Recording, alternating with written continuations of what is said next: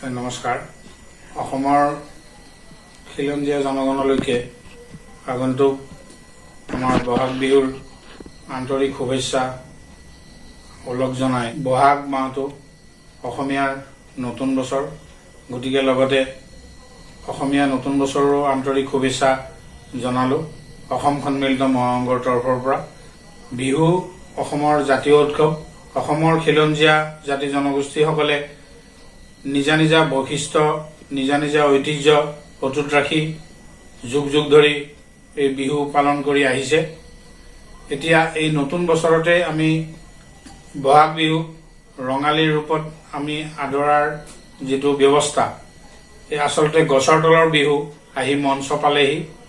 এতিয়া মঞ্চ বিহুৱেই সাধাৰণতে কি গাঁও কি চহৰ সকলোতে উদযাপিত হয়। এই মঞ্চ বিহু আমি উদযাপন কৰিব যাওঁতে কেৱল মাথোন অসমীয়া তথা খিলঞ্জীয়া জাতি জনগোষ্ঠীৰ লোকসকলৰ শক্তি আৰু সামৰ্থ্যৰে পতা উচিত।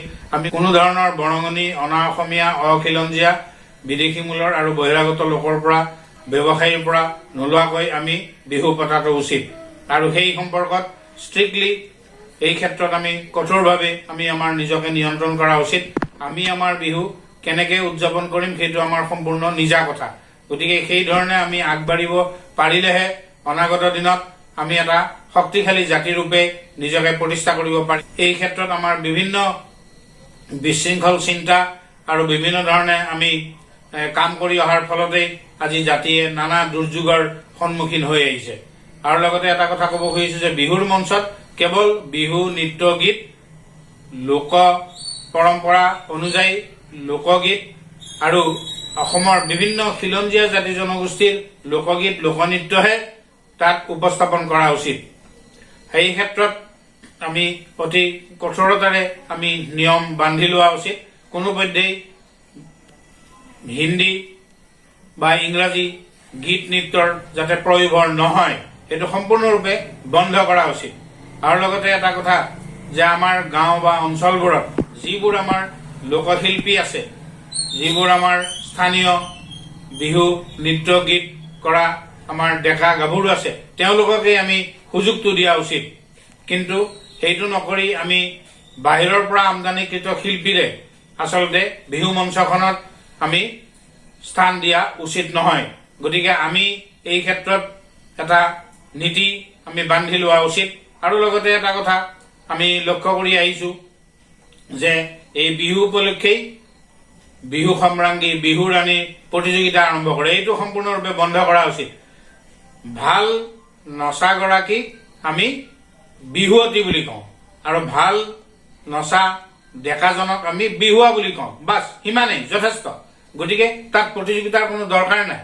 সুন্দৰকৈ বিহু উপস্থাপন কৰা, বিহুৰ মৰ্যাদা ৰক্ষা কৰাটোহে আটাইতকৈ গুৰুত্বপূৰ্ণ কথা। আৰু এটা কথা আমি অতীতত দেখিছিলো যে আমাৰ গীত মাতবোৰ, বিহু গীত, বিহু নৃত্য ক্ষেত্ৰত আমাৰ পাহাৰ পৰ্বত, নৈ, জান জুৰি, বিভিন্ন ফুল ফল এই আৰু বিভিন্ন অনুভূতি প্ৰকাশ কৰা, বিভিন্ন মানৱীয় দৃষ্টিৰে প্ৰকাশ কৰা বিহুগীতহে আমি দেখি আহিছিলো। এটা মৰ্যাদা সম্পন্নভাৱে আছিল। কিন্তু আজি তথাকথিত বাণিজ্যিকৰণ আৰু আধুনিকতাৰ নামত যিবোৰ বিহু নৃত্য আৰু গীত আমি দেখিছো ষ্টেজিং হৈছে, অত্যন্ত দুৰ্ভাগ্যজনক। তাত আমাৰ গীতৰ মৰ্যাদা হানি হৈছে আৰু নৃত্যৰো মৰ্যাদা হানি হৈছে। গতিকে সেইটো কৰা অনুচিত। গতিকে আমি মনত ৰখা উচিত যে বিহু আমাৰ এটা জাতীয় কৃষ্টি সংস্কৃতিৰ আধাৰ আৰু মূল। গতিকে তাক আমি কোনোপধ্যেই বিকৃতকৰণ হ'ব দিয়া উচিত নহয়। তাহানি আমাৰ কলাগুৰু বিষ্ণুপ্ৰসাদ ৰাভাই সেইকাৰণে স্পষ্টভাৱে কৈ গৈছে, বিহুতেই ধৰা পৰে অসমীয়া কৃষ্টি সংস্কৃতিৰ উত্তৰণৰ দিশত নে অধোগতিৰ দিশত গৈছে। গতিকে সেইকাৰণে সেই কথাৰ লগত সংগতি ৰাখি আমি সকলো খিলঞ্জীয়া জাতি জনগোষ্ঠীক আমি সতৰ্ক কৰি দিছো অসম সন্মিলিত মহাসংঘই যে কোনোপধ্যেই যাতে বিহু বিজতৰীয়া নহয়, তথাকথিত বাণিজ্যিকৰণ নহয়। বিহুৰ মঞ্চ বিহু হলেও তাৰ মৰ্যাদা, তাৰ ঐতিহ্য, তাৰ পৰম্পৰা সম্পূৰ্ণৰূপে অক্ষুণ্ণ ৰাখি আমি বিহু উদযাপন কৰা উচিত। আৰু লগতে এটা কথা যে আমি এই নতুন বছৰৰ আৰম্ভণিতে, বিহুৰ আৰম্ভণিতে সংক্ৰান্তিৰ দিনা গৰু বিহু, এইটো বহুত ডাঙৰ কথা। গৰু বিহু কিয়? এই কাৰণেই যে মানৱ জাতিৰ লগত পশু জগতৰ এটা অংগাংগিক সম্পৰ্ক, এইটো থাউজেণ্ড ইয়াৰ্ছ। আমাৰো পূৰ্বপুৰুষে সেই কাৰণেই প্ৰথম দিনটোত গৰু বিহু পালন কৰি আমাৰ জীৱ জন্তুৰ প্ৰতি মানুহৰ যি দায়বদ্ধতা সেই কথাকেই সকীয়াই দিছে। কাৰণ আমি গৰু গা ধুৱাই আমি দীঘলতি মাখিলতিৰে বিচি লাও কোমোৰা খুৱাই আমি সন্ধিয়া গোহালি চাফা কৰি তাক জাক দি যাতে মহ দায়ে কামুৰিব নোৱাৰে, অৰ্থাৎ জন্তুটোৰ যত্ন লোৱা। কাৰণ জন্তুটোৰ ভালকে যত্ন ললেহে আমি ভালকৈ গাখীৰ খাব পাম। গতিকে গাখীৰটো কেলছিয়াম, মানুহৰ অত্যন্ত উপযোগী এটা আহাৰ। কিন্তু আজি দুৰ্ভাগ্যজনকভাৱে এতিয়া মানুহে গৰু পোহাটো প্ৰায় এৰিছে। এইটো গৰু পোহা এৰিলে মানে অসমীয়া সংস্কৃতি গলগৈ। গতিকে অসমীয়া সংস্কৃতিৰ পতন হ'ব।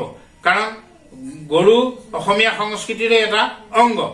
আৰু গৰুটো আজি হয় ট্ৰেক্টৰ ওলাইছে, মানুহে হাল বাইছে ট্ৰেক্টৰেৰে, মৰণাও মাৰিছে, কিন্তু সেই বুলিয়েই আমি গৰু পোহা বন্ধ কৰিম নে? গৰু পোহা বন্ধ কৰি ট্ৰেক্টৰে কি গাখীৰ দিব? যন্ত্ৰই কি গাখীৰ দিব পাৰে? নোৱাৰে। গতিকে গৰু সেইকাৰণে পুহিব লাগিব, গৰুক লালন পালন কৰিব লাগিব। সেইটো আমাৰ সভ্যতা সংস্কৃতিৰ লগত অংগাংগিক সম্পৰ্ক। শিশুৱেই হওক বা বয়োজ্যেষ্ঠ মানুহে হওক বা ডেকাই হওক, আমাক গাখীৰ লাগিব। গতিকে গাখীৰটো উৎপাদন হ'ব লাগিব। তাৰ কাৰণে জন্তুটোক আমি মৰম কৰিব লাগিব, পুহিব লাগিব, আদৰ কৰিব লাগিব। গতিকে এই গৰু পোহা যিটো এটা ব্যৱস্থা যুগ যুগ ধৰি আমাৰ চলি আছে, সেইটো আমি অব্যাহত ৰাখিব লাগিব। তাৰ কাৰণে দৰকাৰ হলে বিশেষ ব্যৱস্থা কৰিব লাগিব। অৱশ্যে এইটো কথা হয় যে আজি যদি অসমত এখন পিয়ৰ সঁচা অৰ্থত এখন ইণ্ডিজিনিয়াছ গভৰ্ণমেণ্ট থাকিলহেঁতেন, তেনেহলে সেই খিলঞ্জীয়াৰ চৰকাৰে নিশ্চিতভাৱে গৰু পোহাৰ ক্ষেত্ৰত মানুহক উৎসাহ আৰু উদগনি জনালেহেঁতেন। কিন্তু আজি সেই কথা আমি আশা কৰিব নোৱাৰো। কাৰণ দিছপুৰত অখিলঞ্জীয়া বিদেশী বহিৰাগত মূলৰ লোকৰ প্ৰতিনিধিৰেই দপদপাই আছে দিছপুৰত অসমৰ এই চৰকাৰখনক। গতিকে সেইকাৰণে সেই আশা আমি এই মুহূৰ্তত কৰিব নোৱাৰো। কিন্তু আমি সংকল্পটো ল'ব পাৰো যে আমি যিকোনো প্ৰকাৰে যিকোনো পৰিস্থিতি আমি অতিক্ৰম কৰি আমি এখন প্ৰকৃত খিলঞ্জীয়াৰ লোকেৰে খিলঞ্জীয়াৰ চৰকাৰ আমি প্ৰতিষ্ঠা কৰিম। আৰু সেই চৰকাৰৰ জৰিয়তেই আমি অসমৰ হাজাৰ বছৰীয়া খিলঞ্জীয়াক ৰক্ষা কৰাৰ ব্যৱস্থা ল'ম। ৰাষ্ট্ৰসংঘৰ খিলঞ্জীয়া লোকৰ অধিকাৰ চনদ মতে এই ভূখণ্ডৰ মালিক বা গৰাকীয়ে হ'ল খিলঞ্জীয়াসকল। গতিকে সেইকাৰণেই খিলঞ্জীয়া জাতি জনগোষ্ঠীসমূহে এই ক্ষেত্ৰত গভীৰতাৰে গোটেই কথাবোৰ বিবেচনা কৰি আমাৰ যি জাতীয় উৎসৱ বিহু, এই বিহু মৰ্যাদা সহকাৰে পালন কৰা উচিত। আৰু বিহু আমি পালন কৰিম, আমি নিজে খিলঞ্জীয়াই। কোনোবাই চাব আহে, কোনোবা ভাৰতীয় মূলৰ বা বহিৰাগত লোকে, তাত আমাৰ আপত্তি নাই, চাব পাৰিব। কিন্তু তেওঁলোকৰ পৰা কোনো ধৰণৰ অনুদান বা বৰঙণি লোৱা উচিত নহয়। এই ক্ষেত্ৰত আমি কঠোৰভাৱে আমি নিজকে নিয়ন্ত্ৰণ কৰা উচিত।